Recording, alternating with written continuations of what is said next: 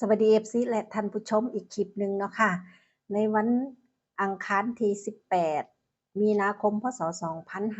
2568ค่ะท่านผู้ชมอากาศเย็นสบายค่ะมื้อนี้มืดครึ้มเนาะค่ะบ่มีแดดแล้วก็บ่ร้อนน่ะค่ะท่านผู้ชมโอ้ยก่อนหน้านั้นเนาะค่ะอาทิตย์ที่แล้วนั่นร้อนขึ้นฮอด38 39องศาค่ะทางบ้านท่านผู้ชมเป็นจังไดค่ะอากาศร้อนบ่ค่ะสำหรับมื้อนี้เนาะค่ะแอดมินก็จะลงเด่นรางระยะสั้นพร้อมจับคู่ให้พร้อมเนาะค่ะเพราะว่าสูตรนี้งวดที่ผ่านมาแอดมินเอาแต่ชนเด่นซื่อๆเนาะค่ะแอดมินเป็นความเชื่อส่วนบุคคลโปรดใช้วิจารณญาณในการรับชมรับฟังแนวทางที่ให้เป็นเพียงแนวทางในการเลือกซื้อสลากกินแบ่งรัฐบาลเท่านั้นขอบคุณทุกท่านที่เข้ามารับชมรับฟังค่ะฝากกดติดตามกดไลค์กดแชร์เพื่อเป็นกำลังใจให้แอดมินเจสิด้วยค่ะขอบคุณค่ะแอดมินบ่ได้จับคู่เสียดายค่ะเขียนไว้แต่บ่ได้จับคู่เนาะค่ะแอดมินก็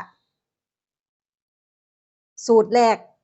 ก็คำนวณได้2 3 4สูตรที่2เนาะค่ะคำนวณได้2 3 4สูตรที่3นี่เป็นสูตรหลัก10อยู่แล้วเนาะค่ะคำนวณได้3กับ5ค่ะท่านผู้ชมโอ๊ยแอดมินไปชนกันเป็นเด่นไปเนาะค่ะมันชน3สูตรที่3ค่ะพองวดก่อนถ้า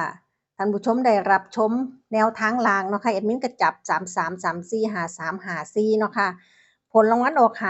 54ถ้างวดที่ผ่านมาเอาสูตรนี้มาจับเนาะค่ะสูตรระยะสั้นนี่ก็จะได้32 33 34 52 53 54ถ้าไปตัดเนาะค่ะเด่นที่3เนาะค่ะเลขหลัก5ก็ตัดถิ้มเนาะค่ะเหลือ32 33 34 3หางโอ๊ยเสียดายค่ะท่านผู้ชมเสียดายมากเลยเนาะค่ะนี่ล่ะค่ะแอดมินก็บ่ทราบล่วงหน้าว่าผลรางวัลจะออกตัวใดเนาะค่ะก็เป็นเพียงสถิติการคำนวณย้อนหลังทางคณิตศาสตร์ค่ะท่านผู้ชมแต่ว่างวดวันที่16กุมภาผลรางวัลก็ออก50ก็ถูกเนาะค่ะนี่แล้วก็วันที่1มีนาเนาะค่ะท่านผู้ชมออก54เนาะค่ะแต่ว่าแอดมินเน้นให้2 3เด้อค่ะแอดมินมีเขียนให้2 3อีกใบหนึ่งค่ะเด่นให้วิ่ง3เนาะค่ะเด่นที่2 3เนาะค่ะออก54มาออกงวดนี้ค่ะซึ่งงวดที่ผ่านมาเนาะค่ะแอดมินไปผิดสูตรหลักหน่วยเนาะค่ะก็ต้องขออภัยแต่แอดมินเขียน2 3หรือว่าจะมาตัวนี้คิดอยู่ผู้เดียวเนาะค่ะไปขีดถิ่มเนาะค่ะมาอีหลีค่ะมานำกันเนาะค่ะหลัก10มา3 2ค่ะท่านผู้ชมผ่านไปแล้วเนาะค่ะไปดูงวดวันที่1เมษาค่ะแอดมินก็จะใช้สูตรระยะสั้นเนาะค่ะเพราะว่าเพิ่นเดินดีมาเนาะค่ะสูตรเนาะค่ะสูตรที่1ใส่หลักร้อยบนค่ะมาบวกหลักหน่วยล่างเนาะค่ะ8บวก1เนาะค่ะเท่ากับ9 901ค่ะนับไป3แต้มเนาะค่ะแล้วก็ใช้สูตรที่2มาชนเนาะค่ะสูตรที่2ใส่หลักแสนค่ะมาบวกหลัก10ล่างเนาะค่ะ0บวก2เท่ากับ2ลด1แต้มเดินหน้าไป1แต้มนะคะ1 2 3แล้วก็ใส่2สูตรนี่ค่ะชนกันเนาะค่ะก็จะชนที่เลข1ค่ะอันนี้เป็นสูตรหลัก10เด้อค่ะเนี่ยสูตรที่3นี่เป็นสูตรหลัก10 2สูตรแรกเป็นสูตรหลักหน่วยเนาะค่ะสูตรหลัก10ใส่หลักแสนเนาะค่ะบวก5คงที่ค่ะก็หลักแสนก็0เนาะค่ะบวก5ก็เท่ากับ5บวกไปอีก2เนาะค่ะบวก2เท่ากับ7จับใส่กันเนาะค่ะจะได้51กับ71ผลรางวัลงวดต่อมาเนี่ยค่ะออก51เนาะค่ะงวดต่อมาเนาะค่ะสูตรที่1คำนวณได้หลักร้อยบน2หลักหน่วยล่าง1เนาะค่ะ2บวก1เท่ากับ3เดินหน้าไปเนาะค่ะ3 4 5สูตรที่2ค่ะหลักแสนไปบวกหลัก10ล่างเนาะค่ะ7บวก5เป็น12ลดแต้ม1เพิ่มแต้ม1 1 2 3 ชนกันที่เลข3เนาะค่ะชนกันที่เลข3สูตรหลัก10เนาะค่ะสูตรที่3เป็นสูตรหลัก10ก็ใส่หลักแสนไปบวก5คงที่7บวก5เป็น12 2บวก2เป็น4เนาะค่ะบวก2เนาะค่ะสูตรหลักหน่วยชนที่3เฮาก็จับแค่2คู่ค่ะ2 3กับ4 3ผลรางวัลงวดต่อมาออก2 3เนาะค่ะงวดที่3ค่ะที่สูตรเพิ่นเดินเนาะค่ะสูตรที่1สูตรหลักหน่วยหลักร้อยบนเนาะค่ะบวกหลักหน่วยล่าง7บวก3เป็น10เนาะค่ะ0 1 2แล้วก็สูตรที่2แสนบวก10ล่างเนาะค่ะแสนบวก10ล่าง8บวก2เท่ากับ0ถอยหลังเป็น9เดินหน้าเป็น1 9 0 1ชนที่0กับ1ค่ะสูตรหลัก10เนาะค่ะสูตรหลัก10ใส่หลักแสน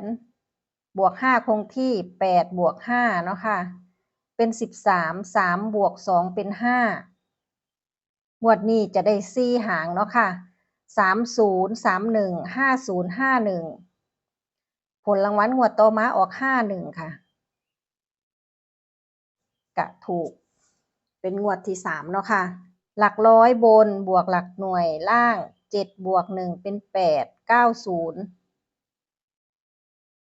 หลักแสนไปบวกหลัก10ล่างเนาะค่ะ5บวก5เท่ากับ10เนาะค่ะ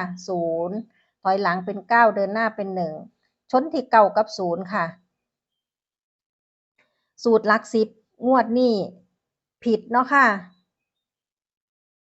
5บวก5เป็น10เนาะค่ะบวก0บวก2เท่ากับ2จับคู่จะได้0900 2920งวดนี้ผิดค่ะถูกแต่หลักด้วยเนาะค่ะมาที่ผลรางวัลออก50เนาะค่ะก็มีผิดบ้างเนาะค่ะสูตร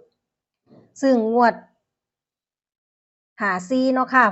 เพิ่นก็กลับมาเดินอีกผิดแค่งวดเดียวเนาะค่ะหลักร้อยบน3บวกหลักหน่วยล่าง1 3บวก0เท่ากับ3 4 5เนาะค่ะหลักแสนบวกหลัก10ล่าง8บวก5เป็น13 3ลด1ก็เหลือ2บวก1เป็น4ชนกันที่3กับ4ค่ะสูตรหลัก10เนาะค่ะสูตรหลัก10หลักแสนบวก5 8บวก5เป็น13 3บวก2เป็น5กะได้4ชุดเหมือนงวดนี้เนาะค่ะ3334 5354ผลรางวัลออก54เนาะค่ะผลที่3กับ4ผลรางวัลออก54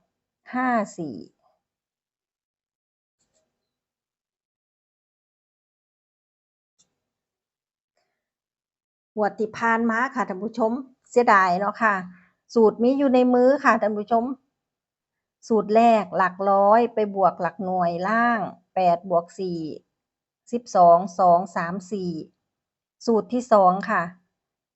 หลักแสนไปบวกหลัก10ล่างเนาะค่ะ8บวก5เท่ากับ13ลด1แต้มก็เป็น2เพิ่ม1แต้มก็เป็น4เนาะค่ะ